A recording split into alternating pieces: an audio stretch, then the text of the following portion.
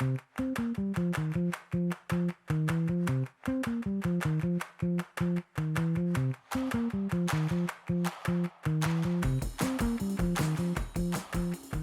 back to Intelligence at the Edge. I'm your host, Chip Usher. Today I talked to U.S. Congressman Pat Fallon. Mr. Fallon represents the 4th District from the great state of Texas. He is a member of the House Armed Services Committee, and he's one of the newest members of the House Permanent Select Committee on Intelligence. I asked him today about his early experiences with intelligence oversight, his impressions of how the intelligence community is both using tech as a tool and then treating tech as a target, and how our foreign adversaries are using them. And we talked about the geostrategic and economic competition with China. I hope you enjoyed the episode. If you have comments or questions, your feedback is welcome. You can reach us at inteledge@sesp.ai.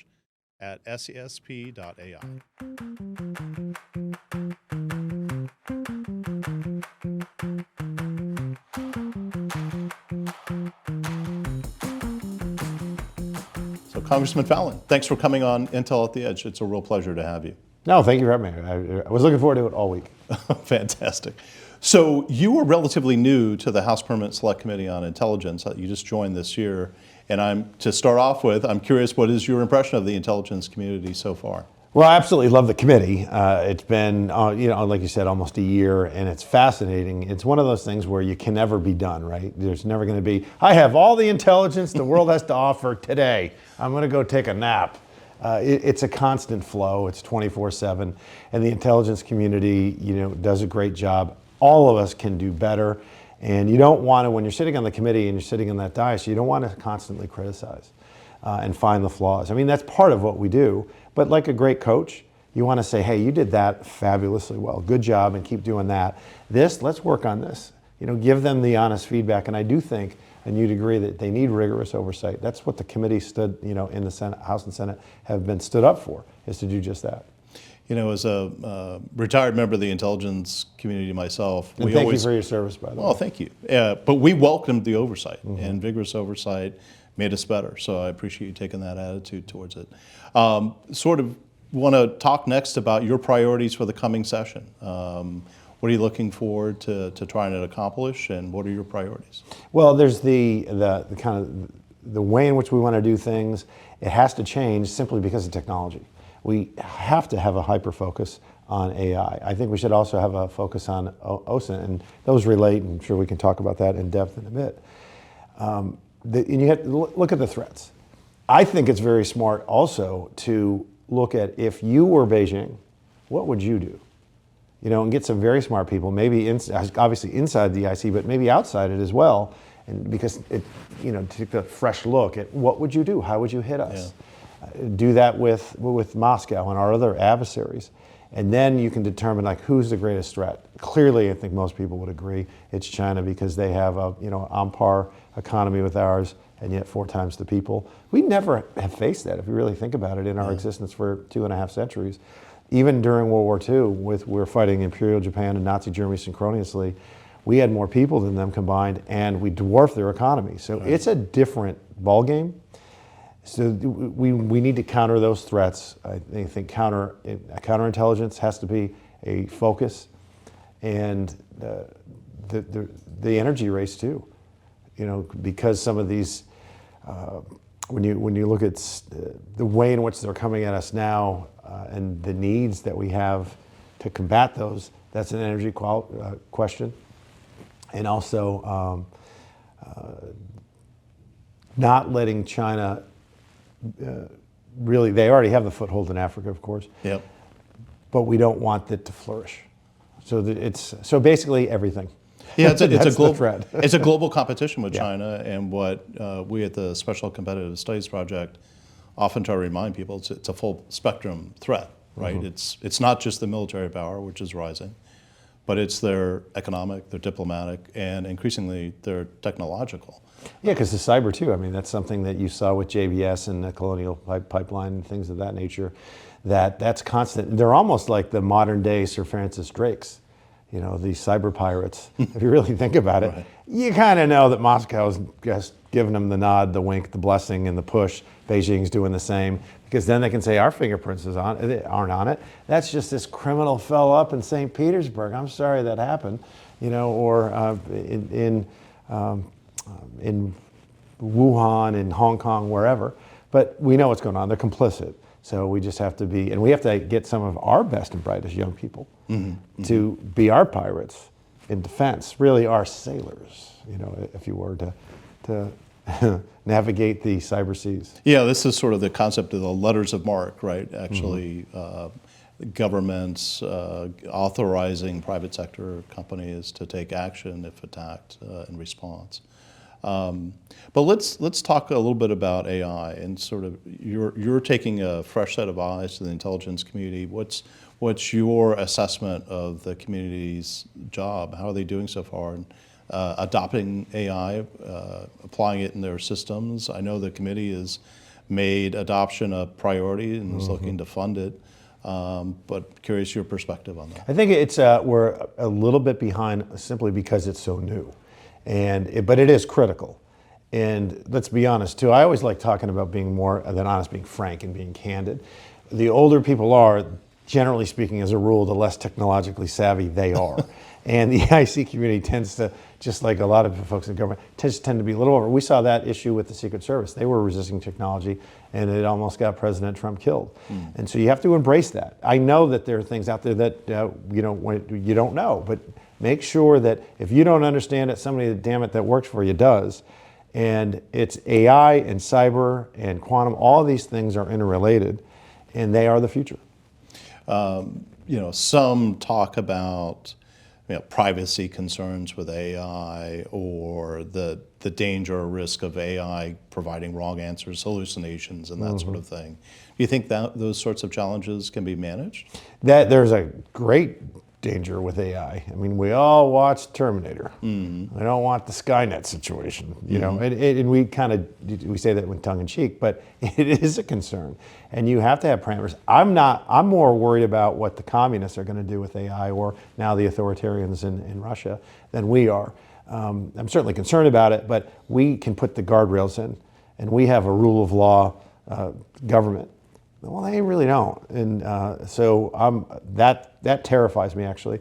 What will happen? Because I think if it will go south, it is going to come from that end and not ours. So let's pivot and talk a little bit about your recent work on the Subcommittee on Open Source Intelligence. This is the unclassified, commercially available data, publicly available data. I know you were a leader on that. Why is it so important, and what do you think the intelligence community needs to do to use OSINT better? You know that old saying that it's hidden in plain sight? Yeah. That's what OSINT is. There's so much information out there now, because even authoritarian regimes have to signal their people. So it's out there, but sometimes it can be too much information.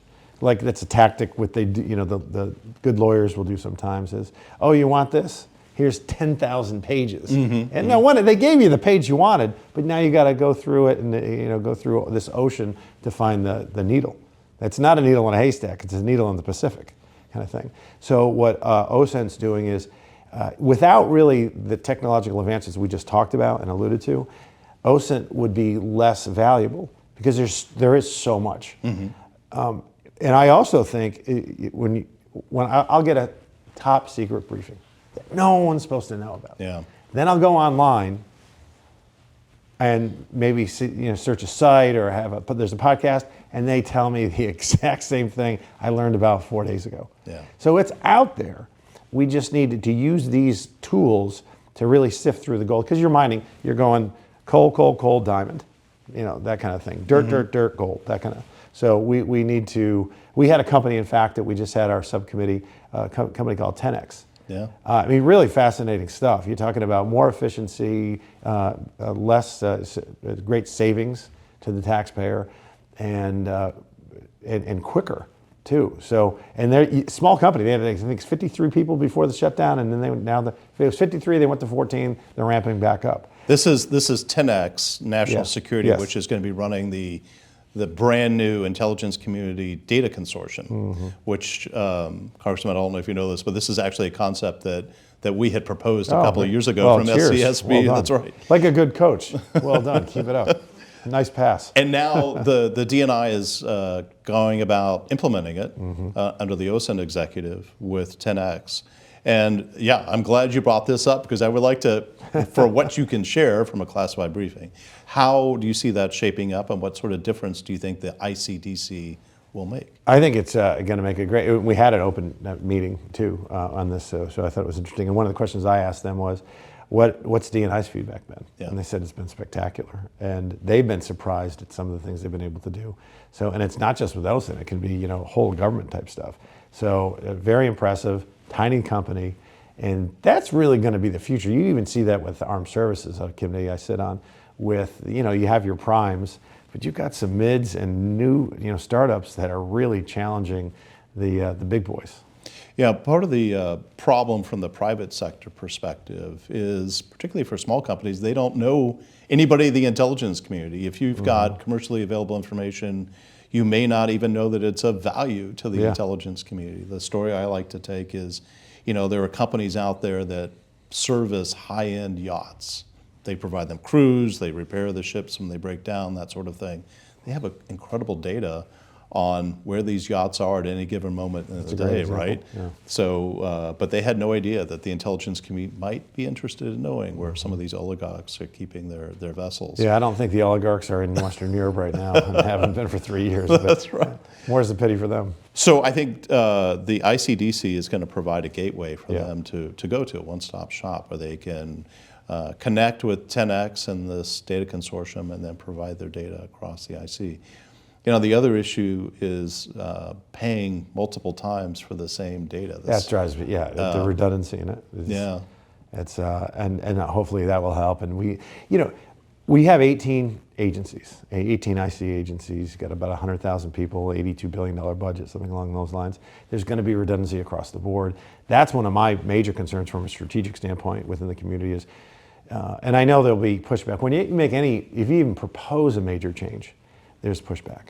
And I'm not saying that we need to go from 18 to 1, but I just want to be, if we continue to now, 5 years from now, 20 years from now, have 18 different agencies, then they've got to work together. You know as well as I that there's fences, not only within agency to agency, but within some agencies, there's fences, and that doesn't serve anybody well. The turf wars and all that stuff, and the flexing a muscle. We got to think of broadly the republic.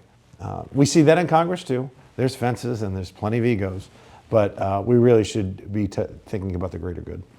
So I spent 32 years at CIA, and I can tell you open source was never resourced adequately, even though as my career progressed, particularly the last few years, the impact of OSINT was really apparent.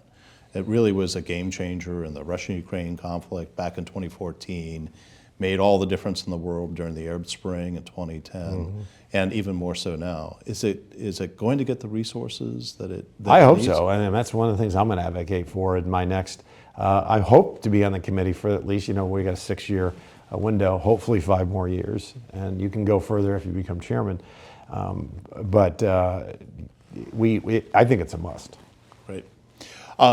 Let's pivot a little bit and talk about, you also serve on the House Armed Services Committee. And still do, yes, sir. And I think you're chairperson of the Subcommittee on Military Personnel. I am.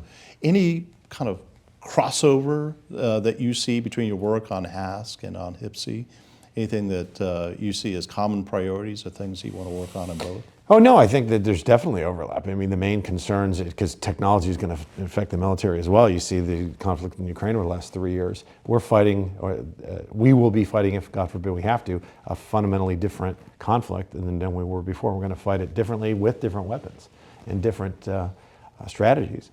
You see now that the Ukrainians, who are at a disadvantage because they have, a fourth of the population that the Russians have, and they don't have, their economies in tatters. Yeah. But they will expend one drone to kill one soldier. Think about that. Sometimes when you only have one soldier, you usually don't get up, all the artillery pieces and go kill that guy. Maybe for a main battle tank, but not for a soldier.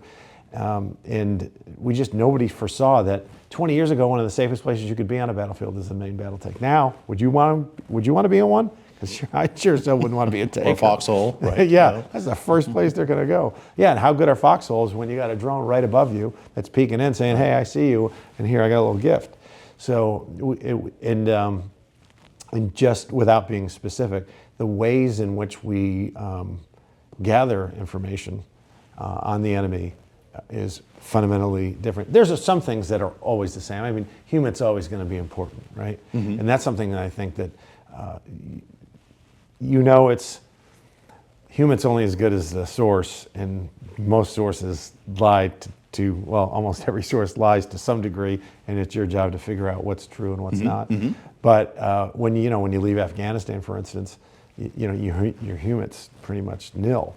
And it's harder for us because we're going up against closed societies, at least in some measure, whereas for them it's so much easier, and that's why we really got to look at, if we were them, how would they come at us, and then mitigate those risks. And I think probably also part of the problem is, historically the intelligence community has been well designed for military threats, national security threats in the classic sense. But if you're dealing with Chinese AI labs or biotechnology firms, there's some cultural inhibitions to doing economic espionage. Those aren't traditional targets. They may not be susceptible to the same means that NSA, CIA, or other collectors have. So there's probably some room for innovation. A lot of the innovation technologically, of course, happens in the private sector. And how do you see the relationship needs to evolve between the intelligence community and the private sector with regard to advanced technology? Well, when you have these kind of asymmetrical threats that you just talked about, we need to create that kind of synergy and symbiotic relationship between the private sector, the American private sector. I mean, God almighty, we're the greatest economy history has ever known. And we've got to harness that resource for intel. That's kind of one of the things I was just talking about, is about threats. And if you were Moscow and you were Putin, how would you come at us? Because at the end of the day, he's a KGB snake. I mean, that's who he is. And Xi has consolidated power in China more so than any other Chinese leader since Mao. That scares the living hell out of me. It should scare everyone. And so let's use our best and brightest. They don't have to, listen, our best and brightest do join the CIA and other ICs. But some of the ones that didn't, let's try to utilize their expertise to help us do our jobs. I'm glad you brought up the issue of the workforce, because with AI and other advanced technology, I'm concerned that the IC workforce needs to be upskilled. Probably the people that we need to recruit in the future are going to look different than what we've got today. Do you or other members of the committee have some ideas that you're working on about IC workforce reform and change? Well, when you're talking, because when you're talking about technology, and if you're, just to be honest, if you're a young person that's coming out of college, you're 22, 23, and you have certain skills that in today's economy are very desirable. You can crack, you're a great coder, you're incredible at cyber, that kind of thing. If you go to California, they're going to pay you $500,000 a year. Right. You come to DC, we're going to give you a fraction of that. I don't blame a 23-year-old. They were broke. They got college debts. Yeah. They're single. They want to get. And we'll take away your iPhone. Yeah, right. Because you can't have it in the SCIF, right? So we need to be open to saying for folks that have unique skill sets, give them give them bonuses, give them some financial incentives. Because we would love to have you come and be here for 30 years, but what if you just came for 3? Yeah. That's 3 more than we're going to get otherwise, and it's great experience for them. A lot of people do that in the military. You get to see it with the pilots. They come in, they owe 6, 8 years, and then they go out into the private sector. We need to do more of that. We need to be open to that. Perhaps also bringing people in mid-career, coming from the private sector and working for a couple of years on the IC, but then going back afterwards. You can come in and out, absolutely. I mean, that's a good thing. You see that sometimes with folks that, I saw it in Austin, because Texas is a country. I mean, it's essentially the size of it, has the economy and all that. But I saw that with folks that were out in the lobby. They're lobbying, they're making, gobs of money, and then they come back in to work for the governor for a couple of years to serve their state and to be part of something greater than themselves. But let's be honest, when they go back out into the others on the other side, they're even more valuable because they have more relationships and they've really honed their skill set and they've sharpened their blade. So that's something to consider as well. And we should be pitching these kids on this stuff too. Say, hey, come in, serve, God and country, and then you can go back out and make your gobs of money and buy your expensive suits and have your wonderful weekends in Vegas. Well, this brings me to the question I like to ask all of my guests, and that is, there are a lot of people who watch this show who are young, in school, thinking about a career in the intelligence community. Now that you've spent some time on HPSI, what's one piece of advice you would give a young person? Well, number one, study if you're a young person, and make sure that you understand that your greatest enemy and your best friend is the person you see in the mirror every morning. But you do live in a great country, and we have these bounties and blessings, and serving it would be something that you would cherish for the rest of your life. And when you're 23, or you're 16, just coming and working for your country for 4 or 5 years would be tremendous, because you 32-year CIA career, right? Think about if they were at a job interview when they're 40 years old and they had worked in the CIA for 5 years, and they did all these other things for the 20 years they've been an adult after college. What are they going to ask about? You're already That's laughing. what's going to leap up. You were in the CIA. What was that like? Yeah. And that's exactly what they're going to focus on. So it is a feather in the cap. There are certain brands that the civilian sector just really look up to. I always looked up as a kid to the FBI, to the CIA, the clandestine operations, the whole James Bond hue to it all. It's not quite like that. It's a little bit different. Not exactly. But so let's harness that. And I go back to, like, my uncle passed away in 2006. He had served in the Navy for 2 years. And he went to Notre Dame, served in the Navy 2 years out in Hawaii. That's where his ashes are, in Hawaii. He died when he was 72 years old. And in all those 72 years, that 2 years had that kind of an impact on him. He served his country, he was proud of it, and it was obviously some of his best years. The same thing can be done. You can serve your country by serving your community. You can serve your country not only in uniform, but certainly in the IC as well. Well said. Well, Congressman Pat Fallon, thank you so much. It was a lot of fun. No, this was great. Thank you for your service on the committee, and appreciate you spending time with us. Best committee, best job I've ever had in Congress, and I'm really thankful that the Speaker chose to put me on there. We have the staff on, if I can just say, the staff on the Intelligence Committee are remarkable. They are top-notch, and they make us all better. Fantastic. Thank you, sir. Thank you. All right. God bless. Cheers. Take care.